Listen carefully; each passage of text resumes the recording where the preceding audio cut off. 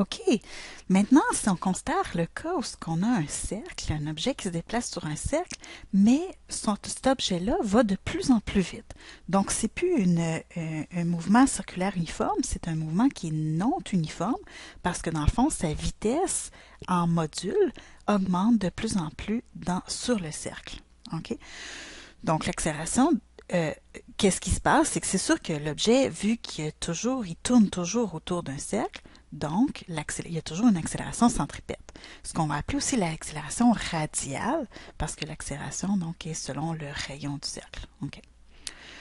Mais en plus, vu que son accélération il va de plus en plus vite, donc il y a aussi une accélération qui est tangentielle. Donc, tangentielle, oups, il manque un E. Donc, l'accélération tangentielle, dans le fond, c'est parce que le module de la vitesse va augmenter. Donc, quand il va être ici, la vitesse va être plus grande, puis il va aller de plus en plus vite. Donc, plus qu'il tourne autour de l'objet. Okay. Ensuite, autrement dit, dans le fond, le fait que l'orientation de la vitesse change, on a dans le fond une accélération qui est centripète ou radiale.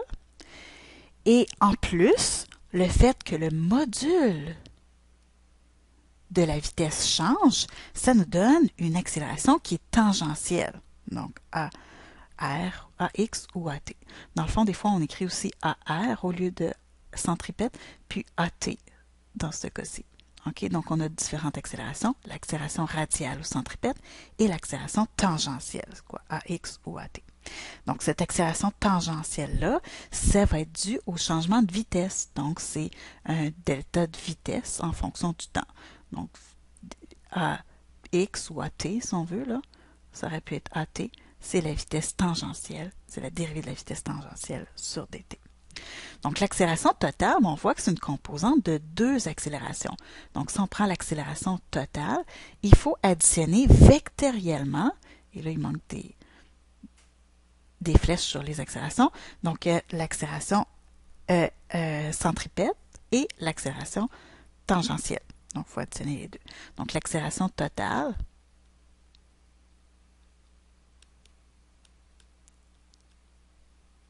c'est dans le fond la somme des deux vectoriellement. Donc, on pourrait écrire que A est égal à AR plus AT. OK, on va le mettre comme ça pour l'instant. Donc, l'accélération radiale va être selon un vecteur unitaire. Donc, ici, on va prendre les coordonnées polaires pour pouvoir tracer les accélérations. Donc, si on a x, y comme ceci, le vecteur unitaire UR va être selon le rayon. Donc, il va être vers le haut comme ça et va suivre, donc ce qu'on appelle UR, c'est un vecteur unitaire qui est selon le radial, donc selon le rayon. Tandis que l'accélération tangentielle, elle est plutôt selon un vecteur unitaire tangentiel, donc on prend Uθ dans les coordonnées polaires. Donc, si on veut réécrire notre équation, on peut dire que l'accélération centripète, on se souvient que c'est v au carré sur r. Donc, v au carré sur r.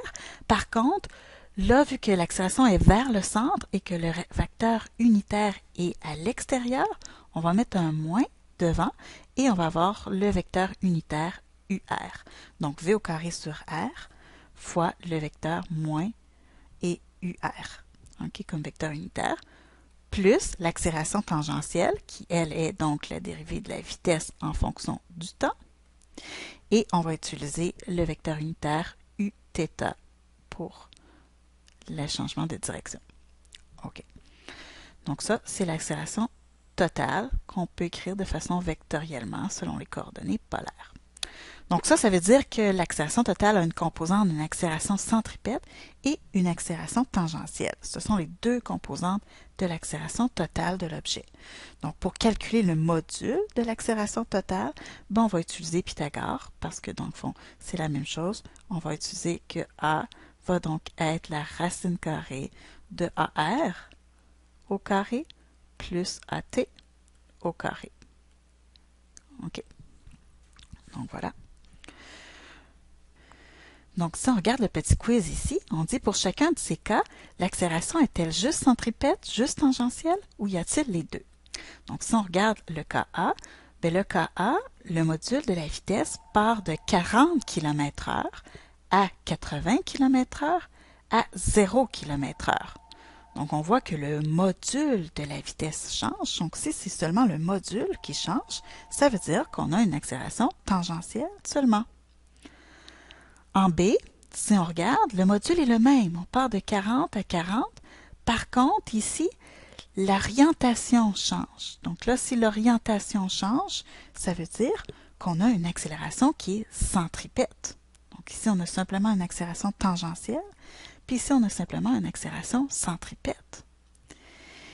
Et finalement, donc si on regarde une montagne russe, donc là, c'est sûr qu'une montagne russe, c'est un corps qui est en chute libre, donc, mais qui suit un rail, donc c'est sûr que la vitesse du module va changer selon la hauteur, fait que la vitesse change, mais en plus de ça, son orientation change. Donc là, si sa vitesse change en module et son orientation change, c'est parce qu'il y a les deux, donc une accélération totale, une accélération centripète plus une accélération tangentielle. Il y a les deux. Donc, faisons un exemple ici. Un virage prudent, dans le fond. C'est une automobile qui circule vers le nord, qui quitte l'autoroute et s'engage vers l'est dans une bretelle d'accès qui a la forme d'un quart de cercle de 150 mètres de rayon. On vous dit pour négocier prudemment la courbure, le conducteur freine de façon à ce que la vitesse passe uniformément de 30 mètres par seconde à 15 mètres par seconde en 5 secondes. On vous demande en A de tracer le vecteur représentant l'accélération totale ainsi que les composantes tangentielles et radiales au début et à la fin du virage. OK. Donc, on veut un gros schéma propre et clair. Donc, si on prend la page pour faire le schéma, donc si on a un axe XY, OK. Donc là, on pourrait aller dans le fond vers le nord ici, l'est ici, sud et ouest. Donc là, l'objet part ici à l'ouest parce qu'il se dirige vers le nord au départ. Donc sa vitesse v initiale est vers le nord. OK? Il trace un demi-cercle pour se rendre ici après ça. Et donc là, on a la vitesse finale de l'objet qui est vers l'est. OK? On vous demande de tracer la vitesse, l'accélération totale. Donc, ces composantes tangentielles, puis les composantes radiales. Donc là, c'est sûr qu'il passe de 30 à 15 mètres par seconde. Donc, comme sa vitesse, si on écrit les données, par exemple, bon, on aurait que la vitesse v initiale, c'est 30 mètres par seconde. Et sa vitesse finale, c'est 15 mètres par seconde. Donc, on voit qu'il ralentit. Okay? Son module de vitesse diminue. Ça veut dire que son accélération est sens contraire au mouvement. Donc, ça veut dire que l'accélération tangentielle, donc là, ici, on a une accélération tangentielle AT qui est vers le bas au départ. Et l'accélération tangentielle, ici, va être vers la gauche à la fin, donc vers l'ouest. OK? Donc ça, on a l'accélération tangentielle pour les deux, avant et après. On peut mettre l'orientation, donc vu que c'est une accélération tangentielle, l'orientation U-θ va être ici pour lui. Et pour l'autre côté, donc il va être du même sens que la vitesse. Donc je ne le mettrai pas pour à la toute fin, là, ça va être trop embourbant. Donc ça, c'est pour U-θ. Si on regarde l'accélération centripète, elle est toujours selon le rayon. Et donc le rayon, là, est ici. Donc ça, c'est R. Donc R, c'est 150 mètres. Et donc, le vecteur UR serait dans ce sens-là. Et l'accélération centripète, ben, au début, toujours vers le centre, donc est dans ce sens-là. Fait qu'ici, on aurait l'accélération radiale au début, donc du mouvement, Donc, ça, c'est le mouvement initial. Puis, à la fin, donc là, vers le centre, qui est vers le bas, ici. Donc, l'accélération radiale serait vers le bas. Donc, si on fait la somme des deux, on voit que le vecteur total, l'accélération totale au départ, va être dans le quatrième cadran, excusez-moi. Donc, elle serait de A total, ici, tandis que celui-là va être dans ce sens-ci, donc dans le troisième cadran, A total. OK? Il nous manque à donner seulement le temps aussi dans les données. On sait que delta t, on dit que ça passe de 30 à 15 mètres par seconde en 5 secondes. Donc, on peut écrire que le temps va être égal à 5 secondes. OK. Donc, ça, c'est pour la question A. Si on regarde pour la question B, on vous demande de déterminer les composantes tangentielles et radiales de l'accélération au début du virage.